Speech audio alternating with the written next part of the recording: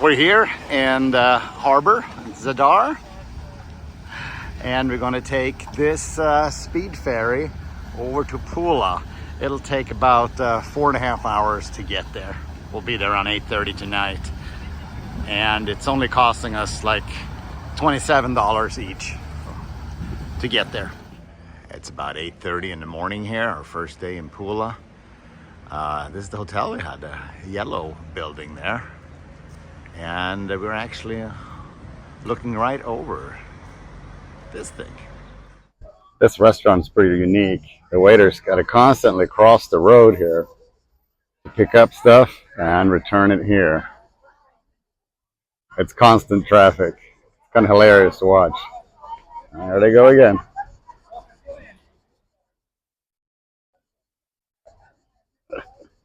I wonder how much workers' comp is for these guys.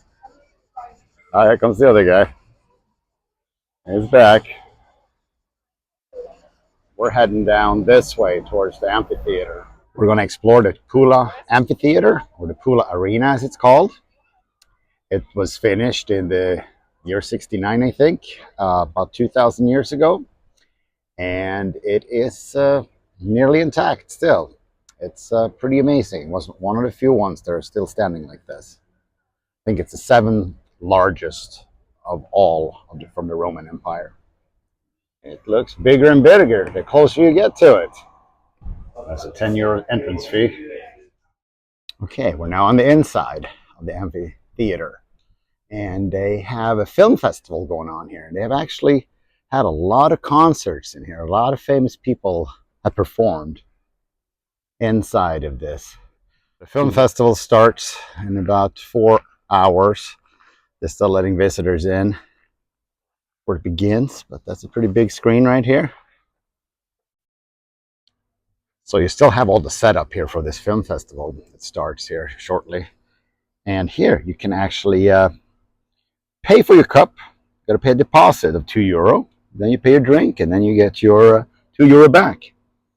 And here again, the prices are always hilarious here. You're paying €4 for your gin, or for your gin mix, you're paying €6. So that's $10 for a gin tonic. Here's a view from the stands up here. And our hotel manager told us that he was here last year watching some movies. And he said, sitting on these rocks, yeah, that hurts after half an hour. So bring a pillow if you want to enjoy the whole movie. And obviously, since this thing is round, it looks pretty much the same from wherever I'm recording this. So here you go. Here you got some bonus footage. So in 1587, there was a plan made by the Venetians that were ruling this area to disassemble this entire arena and move it to Venice. It was voted down, and one of the senators that voted for it has his bust somewhere in here. I haven't been able to find it, but he's a hero in Pula. All right, it's really hot today here. It's been all week. It's 97 degrees, and its humidity is really, really high, so it feels way hotter than 110 in Arizona. So we're only going to spend a little time in here and then go into the shade and get a cold beer and relax. That's my plan right now. We're getting closer to the marina here, and here we have another one of those 5-way intersections. This is the second one I see.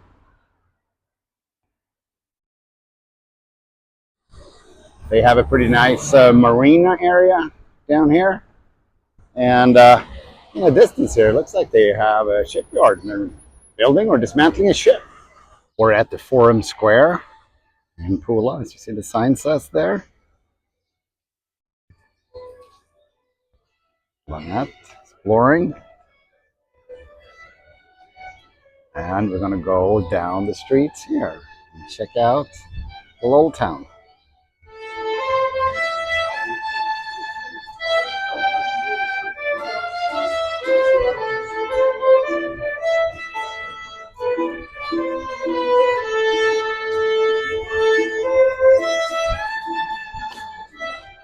They also have a lot of cool streets here with shops and restaurants, but eating a lot of really good food.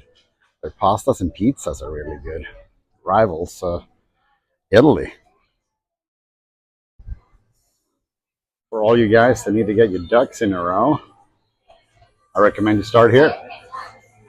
So some funny guy has glued a coin down here in the street, and it's right here.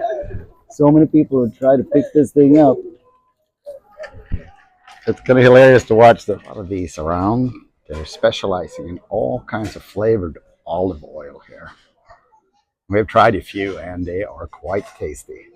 So here's the Cathedral of the Assumption of the Blessed Virgin Mary. I think that's the longest name this far on this trip, but there it is. And we got this clock tower.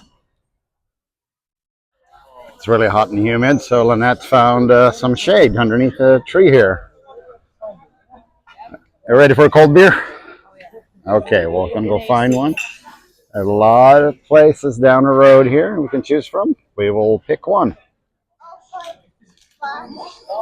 So here's something that's really hard to get used to when you're over here in Croatia, is that you can sit with an empty beer forever.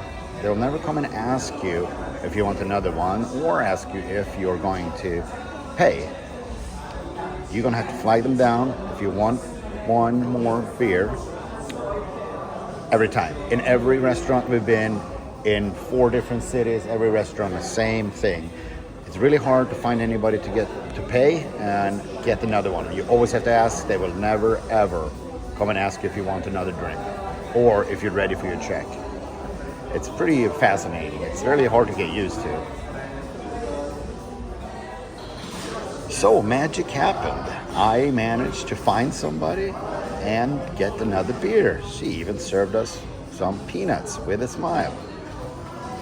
But this process is long and drawn out every single time. But this is a great way to pace yourself if you tend to drink too much. So we gotta just welcome this and appreciate it for what it is. I'm making Lynette walk all the way up here because that's where we need to go. Well, here we are. It's uphill all the way. Church and Monastery of St. Francis is what we're looking at here. So check this out. Lynette's not happy. Not happy. 2 minutes after we walked upstairs, it's telling us to go downstairs as far as we just walked up. And Google Maps is usually pretty reliable, but I think they just took us on a wild goose chase here because this. Yep. Bullshit. All right, here we go.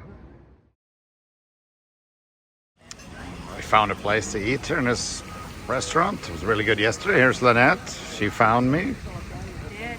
It's easy. It's out here this morning. So I'm sitting here next to my bed where my nightstand is, and I have my curling iron plugged in here. It's plugged in the back with the travel adapter that we have. It's one of the few mirrors in this room, and there's the bathroom over there. But in most European places there's no outlet in the bathroom at all, so you just got to do what you got to do, and I'm doing it. Just thought I'd share with you guys. Here's something else that we've been doing in our travels. So we've been traveling with a bag about this size here. So I will have to de-wrinkle my clothes. So I typically just take my clothes with me and get it wet in the shower, and then shake it out and hang it up and de-wrinkle it. We also have been doing our laundry in the sink or in the shower instead of on our laundromat, because most places don't have one, or it's too far away, or we're just too lazy. So some travel tips, not trips, tips.